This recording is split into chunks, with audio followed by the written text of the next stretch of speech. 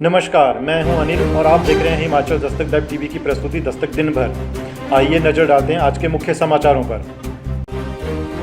पहाड़ टूटने से पत्थरों की बौछार, किन्नौर में 9 पर्यटकों की मौत, पुल भी तबाह। शहीद कमल देव वैद्य पंचतत्व में विलीन, अंतिम यात्रा में सैकड़ों लोग हुए शामिल, भारत माता की जय के नारों से गूंज उठा घुमारवीं।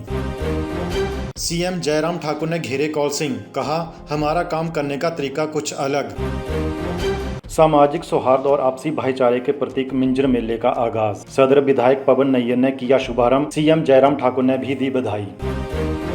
सोमवार से खुलेंगे कोचिंग सेंटर, कॉलेजों में दाखिले भी शुरू, कोचिंग सेंटर के लिए वैक्सीन और आरटी-पीसीआर की शर्त। अब ऑनलाइन चेक होंगी छात्रों की उत्तर पुस्तिकाएं, एचपीयू ने शुरू की ऑन स्क्रीन मूल्यांकन प्रणाली। 6 महीने में बनेगी 3 एसडीआरएफ बटालियन, मंडी, कांगड़ा और शिमला में बनेंगे भवन। हर गाय के जन्म और मृत्यु का होगा पंजीकरण, बेसहारा छोड़ने वालों पर कसेगा शिकंजा। मार्च 2022 के बाद सड़कों पर नहीं दिखेगा बेसहारा गौवंश। अब समाचार विस्तार से। हिमाचल के जनजातीय जिला किन्नौर में रविवार दोपहर बड़ा हादसा हो गया। बटसेरी के पास लगातार दूसरे दिन पहाड़ टूटा और पत्थरों की बौछार से कई पर्यटक वाहन इसकी चपेट में आ गए। अब तक करीब 9 पर्यटकों की मौत की सूचना है। इस घटना में 9 पर्यटकों की मौके पर ही मौत हो गई, जबकि 3 घायल हैं। पत्थरों के गिरने से पुल भी क्षतिग्रस्त हो गया है। घायलों को सीएससी सांगला रेफर किया गया है। हमीरपुर जिला के उपमंडल भोरंज के गांव घुमारवीं का शहीद कमल देव वैद्य पंचतत्व में विलीन हो गया। रविवार को पूरे राजकीय एवं सैन्य सम्मान के साथ अंतिम संस्कार किया गया। शहीद के चचेरे भाई बॉबी वैद्य ने मुखाग्नि दी। जवान की अंतिम यात्रा में सैकड़ों लोग पहुंचे और पूरा क्षेत्र भारत माता की जय के नारों से गूंज उठा। गौर हो कि जम्मू कश्मीर के पुंछ जिले के मनकोट सेक्टर में नियंत्रण रेखा के समीप बारूदी सुरंग फटने से 27 वर्षीय जवान कमल वैद्य शहीद हो गया था।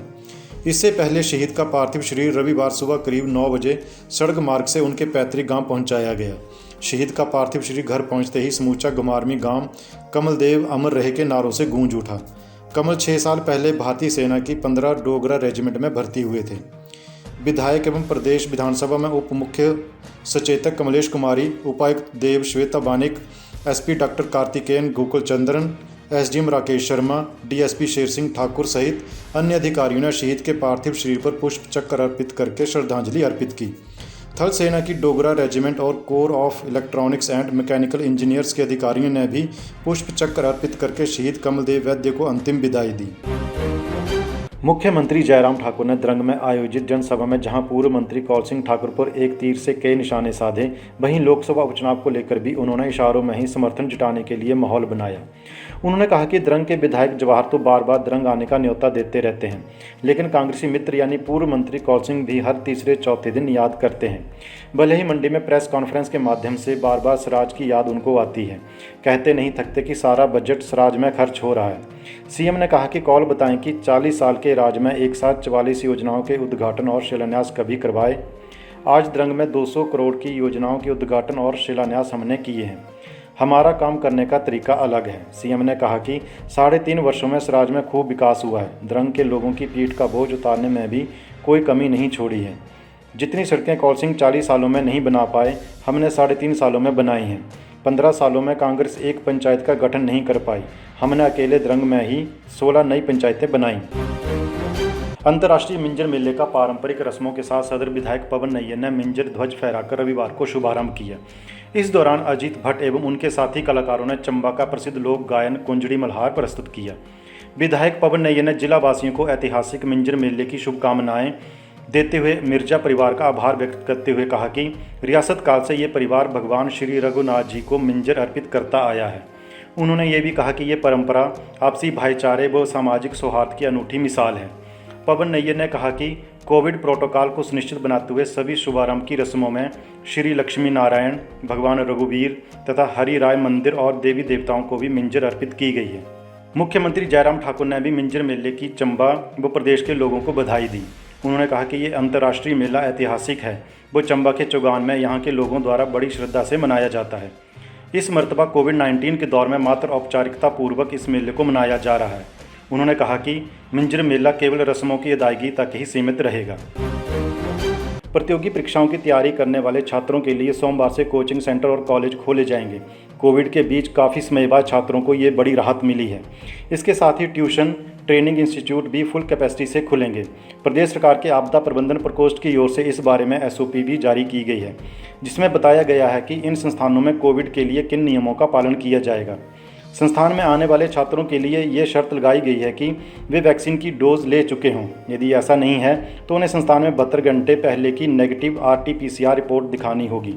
इसके अलावा कोविड गाइडलाइन की पालना करना अनिवार्य किया गया है। अगर कोई कोचिंग व ट्रेनिंग सेंटर कोविड गाइडलाइन की अवहेलना करता है तो उनके खिलाफ आपदा प्रबंधन एक्ट के तहत कड़ी कार्रवाई की जाएगी। हिमाचल प्रदेश विश्वविद्यालय में ऑन स्क्रीन मूल्यांकन प्रणाली की शुरुआत की गई है। इससे अब छात्रों की उत्तर पुस्तिका को ऑनलाइन चेक किया जाएगा। इस नई व्यवस्था से छात्रों के परीक्षा परिणाम समय पर घोषित किए जा सकेंगे। इसके अलावा मूल्यांकन कार्य में भी पारदर्शिता रहेगी। प्रदेश विश्वविद्यालय में कई बार स्नातक और स्नातकोत्तर परीक्षा परिणाम घोषित करने में कई कारणों से देरी होती है। इससे विश्वविद्यालय के साथ साथ छात्रों को भी खासी दिक्कत का सामना करना पड़ता है। परीक्षा परिणाम यदि समय पर घोषित होंगे तो छात्र भी अपने अगले सत्र के लिए बिना तनाव के तैयारी कर सकते हैं। ऑन स्क्रीन मूल्यांकन प्रणाली कितनी कारगर साबित होगी, इसका आने वाले दिनों में ही पता चलेगा। ऑन स्क्रीन मूल्यांकन प्रणाली के तहत उत्तर पुस्तिकाओं को स्कैन कर चेक करने के लिए ऑनलाइन भेजा जाएगा। चेकिंग के बाद परीक्षक ऑनलाइन ही परीक्षाओं के अंक विश्वविद्यालय को भेजेगा। उत्तर पुस्तिकाएं ऑनलाइन जांचने के बाद अंकों को प्राप्त कर ऑनलाइन परिणाम तैयार किया जाएगा। हिमाचल प्रदेश में आपदा से निपटने के लिए SDRF बटालियन स्थापित करने के लिए सरकार की मंजूरी के बाद प्रक्रिया तेज हो गई है। पुलिस महानिदेशक संजय कुंडू ने बताया कि 6 महीनों के अंदर प्रदेश में SDRF के तहत 3 बटालियन तैयार हो जाएंगी। ये बटालियनें हिमाचल में आपदा के दौरान राहत एवं बचाव कार्य में सहायता करेंगी। इससे आपदा से निपटने में आसानी होगी। वहीं आपदा के दौरान लोगों को सुरक्षित रखा जाएगा। उन्होंने बताया कि सरकार ने हिमाचल में SDRF को स्वीकृति दी है। इसमें 3 बटालियन बननी है। इन 3 बटालियनों को चिन्हित करने का काम किया जा रहा है। ये बटालियनें 3 स्थानों पर स्थापित होंगी। इनमें शिमला, मंडी और कांगड़ा में ये बटालियनें स्थापित की जानी है। इनके लिए भवनों का निर्माण भी किया जाना है। भवनों के निर्माण के लिए भी भूमि चिन्हित कर ली गई है और भूमि खरीद का काम जारी है। भूमि खरीद की प्रक्रिया पूरी होने के बाद इनके लिए भवन निर्माण की प्रक्रिया भी शुरू हो जाएगी।